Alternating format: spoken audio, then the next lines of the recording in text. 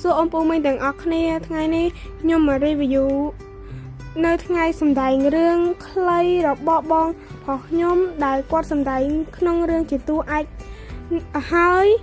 នេះជាសកម្មភាពដែលពួកយើងបានមកដល់ទីកន្លែងថតឃើញថាកន្លែងថតបានរៀបចំបានល្អខ្លាំងមែនទែនខ្ញុំពិតជាមានអារម្មណ៍ថាសប្បាយចិត្តដោយសារតែនេះជាលើកទី1ដែលបងប្រុសខ្ញុំបានចូលសម្ដែងរឿងហើយវាជាបទពិសោធន៍មួយដ៏ថ្មីសម្រាប់បងខ្ញុំដែរដែលគាត់ធ្លាប់តែលេងច្រើនធ្លាប់តែកំ pl ែងច្រើនហើយខ្ញុំជឿជាក់ថាគាត់នឹងអភិវឌ្ឍខ្លាំងទៅថ្ងៃមុខនៅក្នុងរឿងនេះអញ្ចឹងខ្ញុំសូមអរគុណអំពូមីងទាំងអស់គ្នានៅក្នុងការមើលទស្សនាវីដេអូឃ្លីបនេះហើយខ្ញុំសង្ឃឹមថានឹងមានអំពូមីងជាច្រើនដែលជួយ support ឬក៏គាំទ្របងខ្ញុំនិងខ្ញុំហើយខ្ញុំក៏អរគុណនិងជម្រាបលាអំពូមីង